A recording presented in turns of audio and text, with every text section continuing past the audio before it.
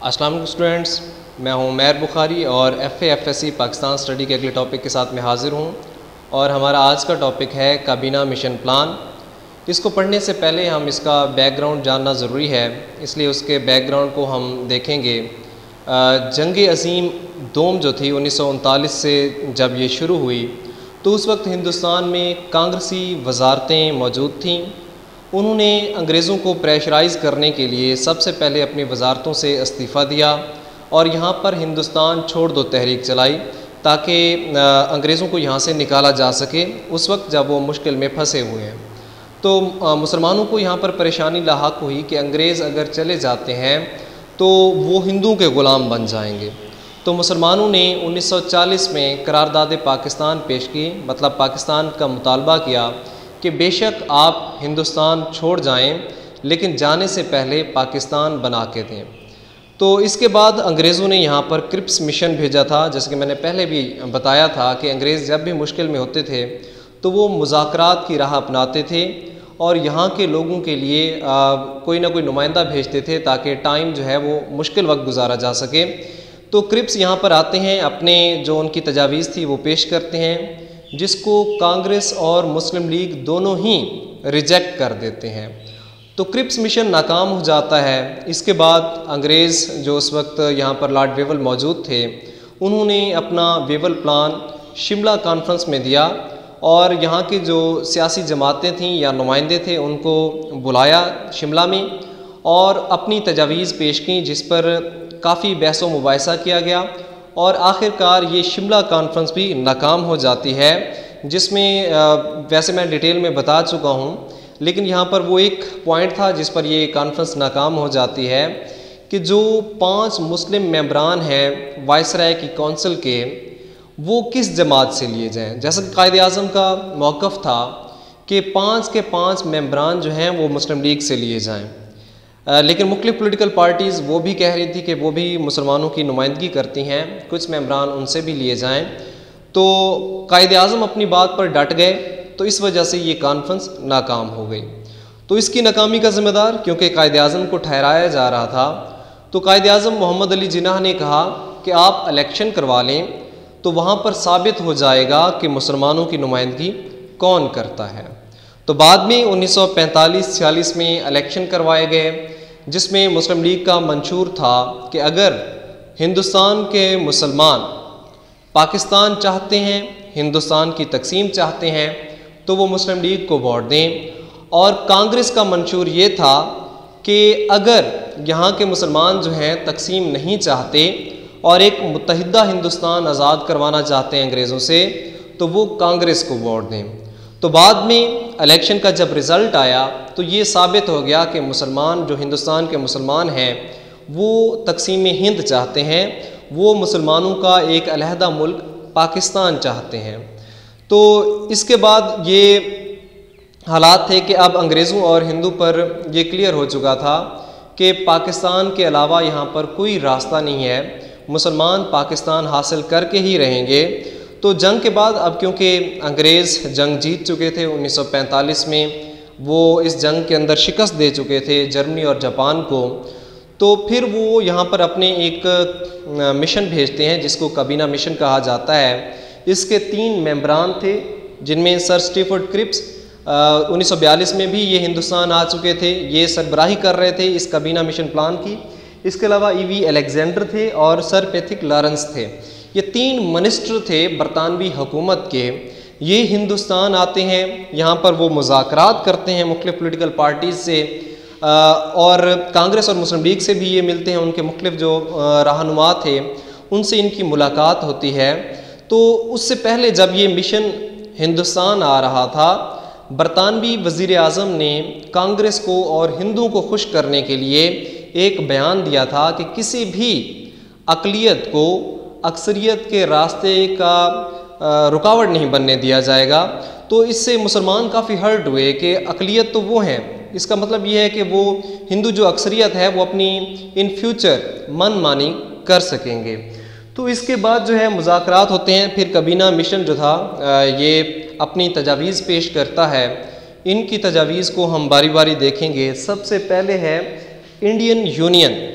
ये फ़ैसला किया गया कि फ्यूचर में हिंदुस्तान को एक नीम वफाक टाइप की एक यूनियन बनाया जाएगा, जिसको मुख्तलिफ ग्रुपों में तकसीम किया जाएगा। मीन्स कि एक मुल्क की शक्ल में नहीं होगा, एक यूनियन की शक्ल में होगा, जिसको हिंद यूनियन कहा जाएगा। इसके बाद दूसरा पॉइंट है सूबाई ग्रुप। तो इस यूनियन को 3 ग्रुपों में, सूबों के 3 ग्रुप बनाए गए, उसमें तकसीम किया गया। तो अगर इसको स्टूडेंट्स को याद करने के लिए एक चीज़ क्लियर है कि 3 ग्रुप मौजूदा पाकिस्तान, भारत और बांग्लादेश थे उस वक्त के। तो हम अगर बात करते हैं ग्रुप्स की, तो उसके ग्रुपों को ए, बी और सी में तकसीम किया गया। ग्रुप ए में मौजूदा हिंदुस्तान, जिसमें यूपी, सीपी, उड़ीसा, मुंबई, मद्रास ये सूबे शामिल थे। ग्रुप बी में मौजूदा पाकिस्तान के सूबे जो थे पंजाब, सिंध और सरहद शामिल थे।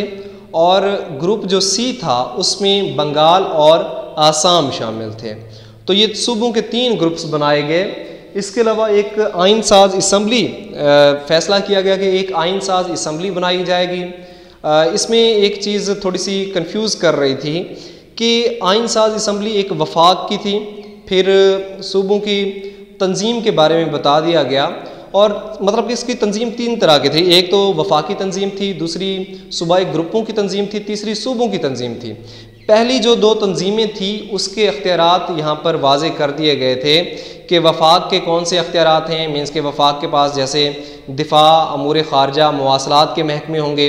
बाकी सूबाई ग्रुपों के जो तंजीम है उसके पास अख्तियारात होंगे। सूबों के अख्तियारात यहाँ पर वाजे नहीं किए गए थे। तो ये आइन साज असम्बली उसका चुनाव, जैसे कि क्रिप्स मिशन में भी था, उसका चुनाव जो था सूबों के अरकान ने करना था, मरकज़ी असम्बली के मेंबरान का चुनाव। इसके बाद एक आइन बनाया जाता, आइन जो है वो फिर भेजा जाना था नेक्स्ट इनकी तौसीक के लिए, ग्रुप्स की तौसीक के लिए।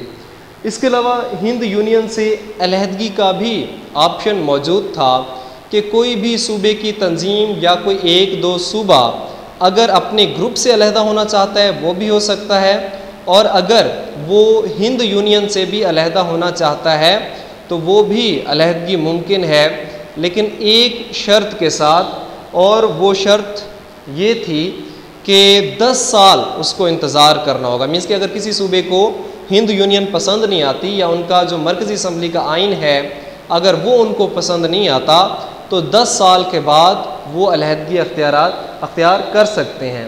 इसके अलावा हक़ इस्तरदाद का मतलब होता है मुस्तरद करने का हक़। तो यहाँ पर यह भी कहा गया कि अगर कोई भी ये काबीना मिशन का जो प्लान है अगर इसको मुस्तरद करना चाहता है, कोई पॉलिटिकल पार्टी अगर इसको मुस्तरद करना चाहती है तो वो इसको मुस्तरद कर सकते हैं। लेकिन एक शर्त यहाँ पे रखी गई, अबूरी हुकूमत इसमें डिसाइड किया गया था काबीना मिशन प्लान के अंदर कि आइन बनने तक एक अबूरी हुकूमत बनाई जाएगी। तो अबूरी हुकूमत मीन्स के आर्जी हुकूमत या निगरान हुकूमत।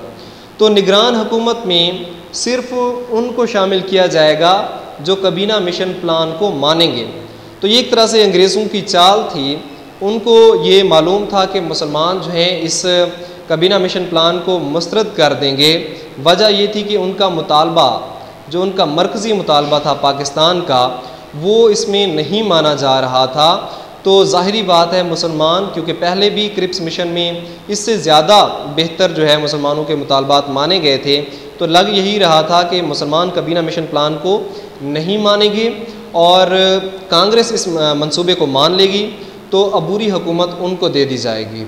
तो ये इसके बाद सियासी जमातों का हम रद्द अमल देखेंगे। सबसे पहले है Indian national Congress. Indian national Congress ने बगलें बजाना शुरू कर दी। उन्होंने कहा जिनाह का पाकिस्तान दफन हो चुका है।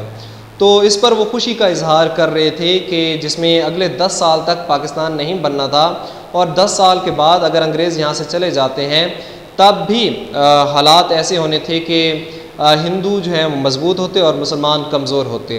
तो वक्ती तौर पर ऐसा लग रहा था कि मुसलमान जो हैं उनके मुतालबात को बिल्कुल रद्द कर दिया गया है। तो इंडियन नेशनल कांग्रेस के जो मेंबरान थे वो खुशी का इजहार कर रहे थे। मुस्लिम लीग की अगर हम बात करते हैं तो मुस्लिम लीग वाले बड़े मायूस थे।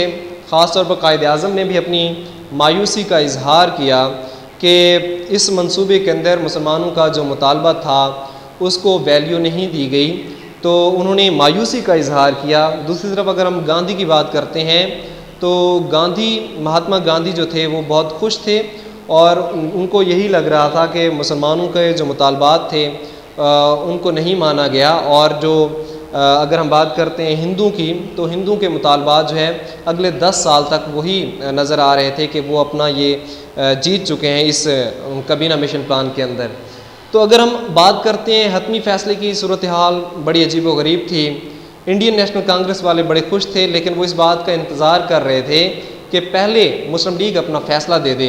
जैसे ही मुस्लिम लीग इसको रद्द करेगी, हम जो है वो काबीना मिशन प्लान को मानकर अबूरी हुकूमत अपने हाथ में ले लेंगे।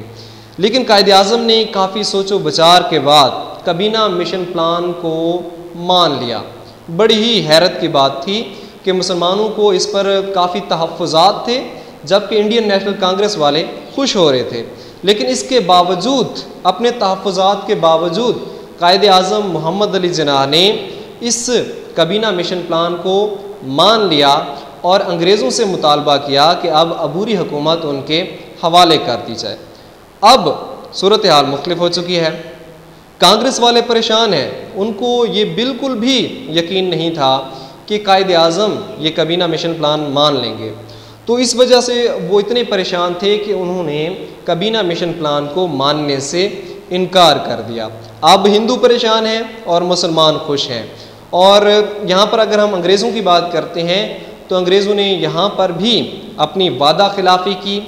जैसा कि उन्होंने पहले कहा था कि जो काबीना मिशन प्लान को मानेगा हुकूमत उनके हवाले कर दी जाएगी, लेकिन अब चूँकि कांग्रेस ने प्लान को नहीं माना था तो उसको हुकूमत में शामिल नहीं किया जाना चाहिए था। जबकि हम अगर दूसरी तरफ देखते हैं मुस्लिम लीग ने इस काबीना मिशन प्लान को पूरी तरह मान लिया था। तो अब अबूरी हुकूमत हासिल करना उनका हक था, लेकिन अंग्रेज़ों ने कांग्रेस को इक़्तिदार से बाहर रखना मुनासिब ना समझा और बाद में अबूरी हुकूमत जो थी उसमें दोनों जो पॉलिटिकल पार्टीज़ थीं, मुस्लिम लीग और कांग्रेस, दोनों को अबूरी हुकूमत में शामिल होने की दावत दी और नेहरू को वज़ारत उज़्मा पेश की। तो 5 मुसलमान मिनिस्टर लिए गए मुस्लिम लीग से और 6 जो थे वो इंडियन नेशनल कांग्रेस से, और इसके साथ ही वज़ारत उज़्मा भी कांग्रेस के हवाले कर दी गई। शुरू में कायद-ए-आज़म ने इस पर बड़ा मायूसी का इजहार किया और तब भी ये लग रहा था कि मुस्लिम लीग जो है एहतजाजन इसमें शामिल नहीं होगी। लेकिन कायद-ए-आज़म ने भी यहाँ पर अपनी बड़े बेहतरीन तरीके से अपनी सियासत चली कि उन्होंने ये कहा कि हम अबूरी हुकूमत में शामिल होंगे, लेकिन इनके इजलास जो हैं उनका बाइकाट जारी रखेंगे। क्योंकि कायद-ए-आज़म वो कांग्रेसी वजारतों वाली जो सूरत हाल थी उसको रिपीट नहीं करवाना चाहते थे जब इक़्तिदार कांग्रेस के पास था और वो मुसलमानों पर मज़ालम कर रहे थे। तो इस वजह से कायद-ए-आज़म ने मैदान कांग्रेस के लिए खाली छोड़ना मुनासिब नहीं समझा और 5 जो मुस्लिम लीगी वज़ीर थे इस अबूरी हुकूमत में शामिल कर दिए गए। तो ये अबूरी हुकूमत तक हमने आज अपना ये टॉपिक पढ़ा, जिसमें हमने ये देखा कि काबीना मिशन प्लान में 3 बरतानवी वज़ीर काबीना के जो मेंबरान थे, बरतानवी पार्लियामेंट के जो मिनिस्टर थे, वो यहाँ हिंदुस्तान में आते हैं, मुख्तलिफ पॉलिटिकल पार्टी से मुलाकात करते हैं। उनके चंद जो पॉइंट्स थे मेन, उनमें ये था कि एक हिंदुस्तान को यूनियन की शक्ल दी जाएगी, हिंद यूनियन बनाई जाएगी जिसमें सूबों के ग्रुप्स होंगे, सूबों के ग्रुप A, B, C जो कि मौजूदा भारत, पाकिस्तान और बांग्लादेश बन रहे हैं। मीन्स के ग्रुप A में मुंबई, मद्रास, यूपी, CP, उड़ीसा और दूसरी तरफ ग्रुप B में पंजाब, सिंध और सरहद शामिल थे और ग्रुप C में बंगाल और आसाम शामिल थे। ये 3 तरह की तंजीमें बनाई गई थी, जिसमें ग्रुप मतलब एक वफाकी तंजीम, दूसरी सूबों के ग्रुप्स की तंजीम और तीसरी जो थी सूबों की तंजीम। तो एक मरकज़ी आइन साज असम्बली बनाई गई, इसमें डिसाइड किया गया जो कि आइन बनाएगी आइंदा हिंदुस्तान का और फिर सूबों के ग्रुप्स के पास भेजा जाएगा। जो ग्रुप इसको मान लेंगे वो हिंद यूनियन का हिस्सा होंगे। अगर कोई ग्रुप या कोई सूबा इससे इख्तलाफ करेगा तो 10 साल के बाद अपनी अलहदा हैसियत कायम कर सकता है। इसके अलावा ये एक शर्त रखी गई कि कोई जो इस काबीना मिशन प्लान को जो पॉलिटिकल पार्टी मानेगी उसको अबूरी हुकूमत में शामिल किया जाएगा और जो इस काबीना मिशन प्लान को नहीं मानेगी उसको इसमें शामिल नहीं किया जाएगा। ज़ाहिरी तौर पर ये काबीना मिशन प्लान जो था कांग्रेस को खुश करने के लिए था, लेकिन यहाँ पर कायद-ए-आज़म की सियासी बसीरत की वजह से कांग्रेस जो थी वो बहुत ज़्यादा वो परेशानी का शिकार हुए कि आया वो इस काबीना मिशन प्लान को माने या ना माने, और आखिरकार मुस्लिम लीग ने इस काबीना मिशन प्लान को मान लिया और कांग्रेस ने इसको रिजेक्ट कर दिया। लेकिन अंग्रेज़ों ने अपनी वही हठधर्मी जिसमें हमेशा मुसलमानों के हकूक़ पामाल किए गए, कांग्रेस और मुस्लिम लीग दोनों को अबूरी हुकूमत में शामिल कर लिया और बाद में उन्होंने 3 जून 1947 का मंसूबा दिया जो कि नेक्स्ट हमने पढ़ना है, जिसके तहत तकसीम हिंद हुई थी।